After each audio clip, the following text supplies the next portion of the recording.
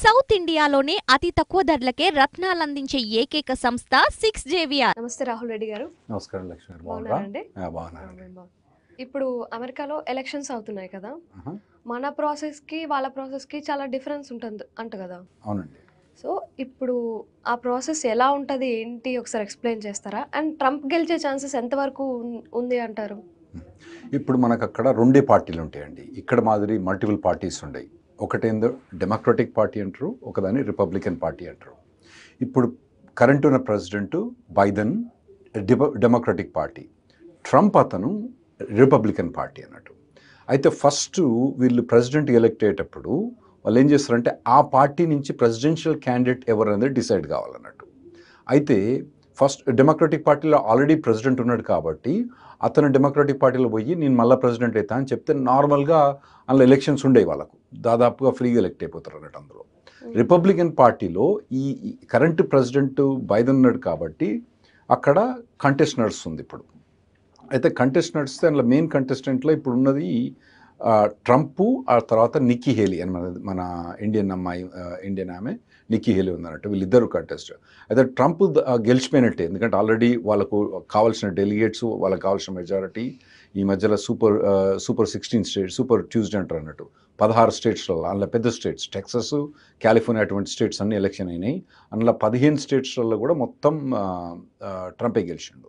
ఒక్క స్టేట్లే Nikki Haley, వెరమౌంట్ ఒక్క స్టేట్లే Nikki Haley గెలిచిండు. ఇక దాదాపుగా రిపబ్లికన్ నామినేషన్ అన్నది ఇప్పుడు ఖరారు అయిపోయింది, అంటే ఖచ్చితమైపోయింది అన్నట్టు. అందులో అన్లెస్ ఏదైనా క్రిమినల్ ఏమన్నా కేసెస్ ఏమైనా ఎఫెక్ట్ అయ్యి ఏమైనా డ్రాప్ అయితే తప్పితే ఇప్పుడు రిపబ్లికన్ క్యాండిడేట్ మాత్రం ట్రంప్ అని డిసైడ్ అయిపోయింది. డెమోక్రటిక్ క్యాండిడేట్ ఆల్రెడీ బైడెన్ అని డిసైడ్ అయిపోయింది. వీళ్ళిద్దరే కాంటెస్ట్ చేయొచ్చు అన్నట్టు, వేరే వాళ్ళు కాంటెస్ట్ చేయరాదు అన్నట్టు. అయితే అక్కడ ఏంటంటే మన దగ్గర ఏంటంటే పార్లమెంటరీ సిస్టమ్ కదా, మనం లోక్సభను ఎన్నుకుంటే లోక్సభ ఎన్నికైన వాళ్ళు ప్రైమ్ మినిస్టర్ అనుకుంటారు. అక్కడ అట్లా లేదన్నట్టు. డైరెక్ట్గా ఒక ఓటర్ అన్నది డైరెక్ట్గా ప్రెసిడెంట్ కోటేస్తారు అన్నట్టు. ఆ ప్రెసిడెన్షియల్ ఎలక్షన్ అన్నది మాకు నవంబర్లో అవుతాయండి. అయితే ఇప్పుడు మనం ఇప్పుడు ఏప్రిల్ ఉన్నాం కదా, ఇంకొక 5 నెలలు ఉంది. 5 నెలల ఇంకొక 6 నెలలు ఉంది. అప్పుడు మనకు ఎలక్షన్స్ మొదలవుతాయి. ఇది జనరల్ ఎలక్షన్స్ నవంబర్లో ఎలక్ట్ అయితే. ఇప్పటికైతే క్యాండిడేట్స్ మాత్రం ట్రంప్ రిపబ్లికన్ పార్టీ నుంచి, బైడెన్ డెమోక్రటిక్ పార్టీ నుంచి. పోల్స్లో చూస్తే మాత్రం చాలా చిన్న ఎడ్జ్ తోటి ట్రంప్ లీడ్ అవుతున్నాడు. ఒక 0.5% కానీ 1% తోటి కానీ ట్రంప్ లీడ్ అవుతున్నాడు. మరి ఇది ఇట్లే కంటిన్యూ అయితే మాత్రం ట్రంపే ప్రెసిడెంట్ అయ్యే ఛాన్స్ ఉంటుందండి. ఒకవేళ ట్రంప్ ప్రెసిడెంట్ అయ్యారు అంటే మన ఇమిగ్రెంట్స్ ఉన్నారు కదా, వాళ్ళకి ఇబ్బంది అవుతుంది అని అంటున్నారు. మరి అవునండి, తప్పకుండా అండి.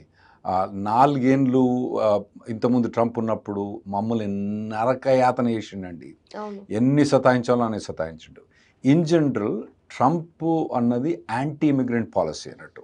ఆయన నామినేషన్ తీసుకునేటప్పుడు కానీ, ఎలక్షన్లో కాంటెస్ట్ చేపట్టేటప్పుడు కానీ, ఆయన ప్రెస్ స్టేట్మెంట్స్ కానీ, ఆయన పాలసీస్ అన్నీ కూడా యాంటీ ఇమిగ్రెంట్ స్టాండ్స్ తీసుకున్నాడండి. బైడెన్ ఏమో న్యూట్రల్ ఉంటాడు, లేదా little bit favour of immigration, కానీ ట్రంప్ మాత్రం యాంటీ ఇమిగ్రెంట్ స్టాండ్స్ తీసుకున్నాడండి. ఇంకొక వివేక్ రామ్సా అనే తను ప్రెసిడెన్షియల్ క్యాండిడేట్, మన ఇండియా అంటే వాళ్ళ తల్లిదండ్రులు ఇండియన్స్, అతను మాత్రం కంప్లీట్ H1 తీసేస్తా అన్న క్యాండిడేట్ ఉంటే ఆయన మాత్రం ఎలక్ట్ కాలేదు. ఇప్పుడు ఉన్నది ట్రంపే. ట్రంప్ కూడా యాంటీ ఇమిగ్రెంట్ పాలసీ, పర్టికులర్గా మన ఇండియన్స్ మీద ఆయనకి ఏం పెద్ద వ్యతిరేకత ఏం లేదు, కానీ యాంటీ ఇమిగ్రెంట్ అన్నది వాళ్ళ ట్రంప్ ఒక పాలసీ అన్నాడు. ఇప్పుడు ట్రంప్ వచ్చాక మరి పాలసీస్ ఏమైనా చేంజ్ చేస్తా అంటారా? తప్పకుండా అండి. ట్రంప్ వచ్చిన తర్వాత చాలా పాలసీస్ చేంజ్ అవుతాయి. ఎస్పెషల్లీ మన H1 మీద కానీ, స్టూడెంట్ వీసా మీద కానీ చాలా పాలసీస్ చేంజ్ అవుతాయి. ఫర్ ఎగ్జాంపుల్ మీకు చిన్న ఎగ్జాంపుల్ చెప్తానండి. ఇంతకుముందు ఓపీటీ అంటే మనం ఎడ్యుకేషన్ అయిపోయిన తర్వాత, మాస్టర్స్ డిగ్రీ అయిపోయిన తర్వాత ఓపీటీ అనేది 1 year పర్మిట్ ఇచ్చేది అన్నట్టు. Obama administration, Democratic party candidate, presidential candidate Obama ఉన్నప్పుడు దాన్ని ఏం చేసిందంటే 1 year ఓపీటీని దాని స్టెమ్ ఎక్స్టెన్షన్, అంటే స్టెమ్ డిగ్రీ ఉన్న వాళ్ళకు ఇంకో 2 years ఎక్స్ట్రా ఇచ్చిండు అన్నట్టు. ఓకే, అట్లా అట్లా 3 years ఓపీటీ అంటే 3 years వర్క్ పర్మిట్ వచ్చింది. అటువంటివన్నీ కొన్ని చిన్న చిన్న బెనిఫిట్స్ ఉంటాయి అన్నట్టు. ఆ పాలసీస్ అన్నీ తను రివర్స్ చేయొచ్చు అన్నట్టు. ఫర్ ఎగ్జాంపుల్ H4EAD అన్నది ఒబామా అడ్మినిస్ట్రేషన్ అప్పుడు మొదలై H4EAD ప్రొవిజన్ మొదలైంది. అది తర్వాత ట్రంప్ వచ్చిన తర్వాత దాని మీద కొద్దిగా రిస్ట్రిక్షన్ మొదలుపెట్టిండు అన్నట్టు. ఏది ట్రంప్ ఫస్ట్ టైం వచ్చినప్పుడు H4EAD అంటే దాదాపుగా మన ఇండియన్స్లో ఒక 3-4 లక్షల మందికి వర్క్ పర్మిట్ ఉందండి అక్కడ. ఎవరైతే మెయిన్ H1 మీద పోతారో వాళ్ళ డిపెండెంట్స్కి వర్క్ పర్మిట్ కొన్ని కండిషన్స్ మీద వాళ్ళకి వర్క్ పర్మిట్ ఇస్తారు అన్నట్టు. ఆ వర్క్ పర్మిట్ తోటి ఏమైనా పని చేసుకోవచ్చు వాళ్ళు. సో వాటి మీద కూడా రిస్ట్రిక్షన్ పెట్టే ఛాన్స్ ఉంటుందండి. సో ట్రంప్ వస్తే మాత్రం ఇమిగ్రెంట్స్కి మాత్రం చాలా నష్టమే. ఎస్పెషల్లీ నాన్ ఇమిగ్రెంట్ వీసా మీద ఉన్న వాళ్ళకి మాత్రం చాలా నష్టం, చాలా రెస్ట్రిక్షన్స్ పెట్టే ఛాన్స్ ఉంటుందండి. మన తెలుగు వాళ్ళకి ఎస్పెషల్లీ ఏమైనా ప్రాబ్లం అవుతుందా? తప్పకుండా అండి. ఎందుకంటే H1 వీసా మొత్తం ఉన్న పాపులేషన్లో దాదాపుగా H1B వీసా మీద ఇప్పుడు ఒక 5-6 లక్షల మంది ఉంటారండి. ఆ 5-6 లక్షల మందిలో ఇండియన్సే ఒక అంటే 6 లక్షల మంది ఉంటే ఇండియన్సే 5 లక్షల మంది. అందులో మన తెలుగు వాళ్ళే 2.5 నుంచి 3 లక్షల దాకా మన తెలుగు వాళ్ళే ఉంటారు. ఇంతమందికి కూడా ప్రాబ్లం అయ్యే ఛాన్స్ ఉంటుంది. ఎందుకంటే చాలా మంది వాళ్ళ ఒక స్పోజ్ అంటే వాళ్ళ భార్య కానీ భర్త కానీ వాళ్ళకి వర్క్ పర్మిట్ ఉంది, వాళ్ళకి ఇబ్బంది ఉంటుంది. H1ను ఎక్స్టెండ్ చేయడానికి ఇబ్బంది ఉంటుంది, H1 మీద రిస్ట్రిక్షన్ చేయడానికి ఛాన్స్ ఉంటుంది అన్నట్టు. సో మన తెలుగు వాళ్ళకు చాలా ఇబ్బంది అవుతుందండి ట్రంప్ వస్తే. లాస్ట్ 4 ఇయర్స్ అంటే బైడెన్ కన్నా ముందు 4 ఇయర్స్ ఉన్నాడు కదా, అప్పుడు నరక యాతన పెట్టిండండి, నరక యాతన పెట్టిండు. ఇప్పుడు ఈ నాన్ ఇమిగ్రెంట్ వీసా హోల్డర్స్ ఉంటారు కదా, అవునండి, H1B F1 అటువంటి వాళ్ళని నాన్ ఇమిగ్రెంట్ అంటారు. కామన్గా ఎలాంటి ప్రాబ్లమ్స్ వచ్చే అవకాశం ఉంది? అవునండి, ఇప్పుడు మీకు చెప్పాలంటే H1 ఉంటుందండి. H1 3 ఏళ్ళకి వస్తుందండి. ఏది ఫైల్ చేసినప్పుడు ఒక కంపెనీ లెట్స్ డెలాయిట్ అనే కంపెనీ ఉందనుకోండి, అక్కడ వాళ్ళకు కోకోకోలా దగ్గర ఒక పొజిషన్ ఉందనుకోండి, వాళ్ళు ఏం చేస్తారు, కోకోకోలా దగ్గర పొజిషన్ పెట్టుకొని 3 ఇయర్స్కి H1B అప్లై చేస్తారు. వాళ్ళకి 3 ఇయర్స్ H1B అప్రూవల్ ఉంటుంది. ట్రంప్ వచ్చినప్పుడు ఏం చేసిండంటే దాన్ని, అరే నీకు 3 ఇయర్స్ ఎందుకు ఇస్తాను, ఇది కన్సల్టింగ్ జాబ్ కదా, అది ఎన్ని రోజులు ఉంటుందో తెలియదో మాకు తెలియదు, 1 ఇయరే H1 అప్రూవల్ ఇస్తా అంటాడు 3 ఏళ్ళ కన్నా. అంటే ప్రతి ఏడాది మళ్ళీ డబ్బులు పెట్టుకొని మళ్ళీ దాన్ని ఎక్స్టెండ్ చేసుకోవాలి. ఇంతకుముందు సెషన్లో మనం కవర్ చేసాం కదా, ఫైలింగ్ ఫీజ్ దాదాపు 10,000 అయిందని. అటువంటి అన్ని పైసలన్నీ మళ్ళీ కంపెనీలు పెట్టాల్సి వస్తున్నట్టు, ప్రతి ఏడాది డబ్బులు పెట్టాల్సి వస్తుంది.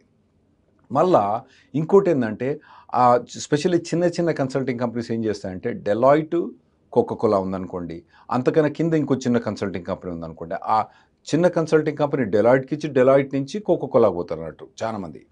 అయితే అటువంటి వాటికి వాడు ఏమంటాడంటే, there is no employee relationship between the consulting company and the employee working అని కొన్ని టెక్నికల్ రీజన్స్ మీద డినై చేసినండి బాగా.